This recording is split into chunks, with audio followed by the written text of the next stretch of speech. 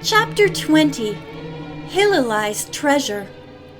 Once the lid was open, Nancy gasped in delight as the sun touched the slightly faded but incredibly beautiful Kachina dolls within. Maria cried out and came to kneel beside the trunk, tears running down her brown cheeks.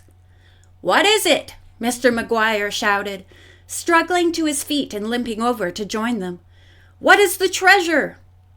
Nancy lifted the first of the Kachinas with reverent gentleness, recognizing it at once as a replica of her guide from the night before. Time had dimmed and broken its feathers, and the paint on the colorful mask was faded, but that only made the little carvings more precious. "They aren't gone," Maria whispered. "We always believed that they were taken away or destroyed when the chiefs fled to Mexico. We've mourned their loss all these years." "There are some papers in the bottom of the trunk, Nancy," Chuck said, leaning over her shoulder. "See, under the Kachinas." Nancy moved the dolls very carefully, slipping the dusty pages out. "From the journal," she said. "I recognized Jake Harris's handwriting, and remember I told you some of the pages had been torn out." "What does it say?" George asked. "What are the Kachinas doing here? Did he really take them from the Indians after all?"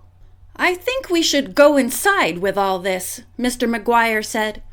"Nancy can read to us from the journal, while the rest of us study the Kachinas." After they were all settled in the living room, Nancy scanned the pages quickly, then began to read. "Deerslayer and the other chiefs have come again, and this time they left their Kachinas behind for me to guard. They say that Winslow has hired some bad men to follow the members of the tribe, and they fear those men will steal the sacred dolls for his collection. There have been fires in the hills again. I thought it might be Deerslayer's people camping nearby to protect my house, but last night a fearsome torch was burning on the ridge, and the riders who set it were white men. The door was not fastened when I came home tonight, so I fear Winslow's men have been here searching for the Kachina dolls." "Big Jape escaped their first visit," Bess murmured softly, "but obviously not their second one." Nancy nodded, shifting to another page. "The next couple of entries are about his being afraid to go out and not knowing where to turn for help," Nancy told them, then went on reading. "I fear the Kachinas will be stolen from me if I don't hide them. I've chosen a safe place to bury them and painted a guardian witch Kachina to mark the spot for Deerslayer if I'm not here to tell him myself. Dawn is near, and the fearsome torch just beyond the door is burning out.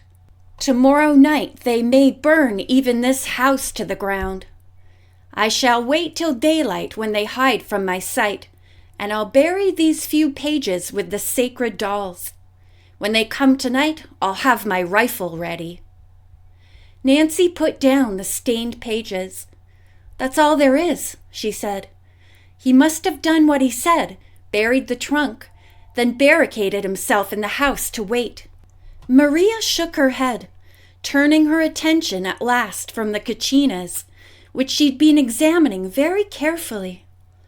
"Poor old man, he was so brave. The collector Winslow and his people must have come just as he expected, and he was so old and frail the strain killed him." Mr. McGuire nodded.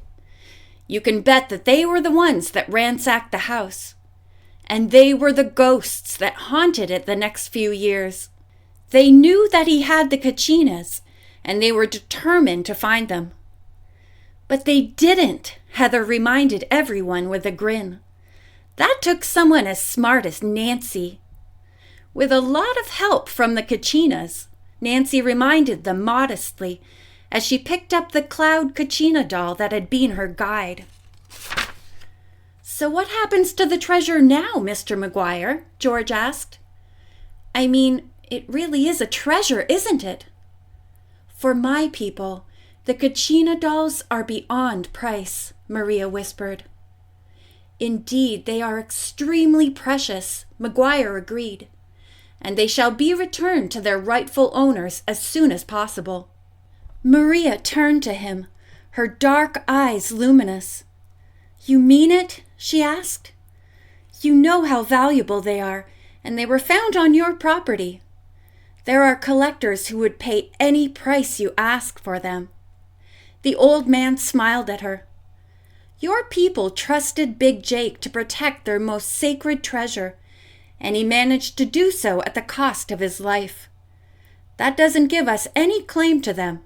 Besides, wasn't your great-grandfather one of the chiefs who entrusted them to Jake? Maria nodded. He died in exile in Mexico, driven there by those who claimed that he and the other chiefs had caused the death of Jake Harris.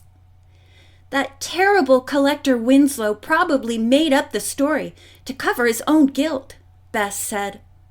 Everyone nodded. What do you plan on doing with the Kachinas, Maria? Nancy asked. I mean, how will you go about returning them to your tribe?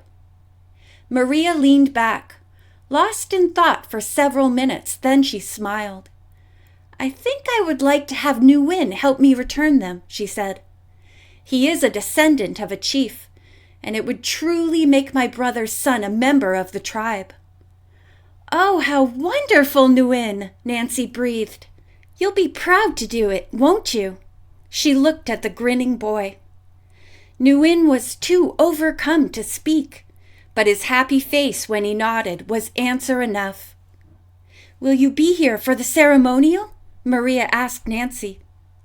The girl sighed, then looked at the circle of her friends. I'd love to, she replied. But now that both mysteries here have been solved, I probably should be getting back to River Heights. Little did she know that soon after her return home, she would be confronted with a new mystery called the Twin Dilemma. How about lunch? Bess suggested, changing the subject. Finding treasures makes me hungry. That makes two of us. Chuck laughed and put an arm around the pretty girl. Chatting happily, the young detectives all headed for the kitchen, leaving Maria and the wide-eyed Nguyen alone with their precious Kachinas. The end.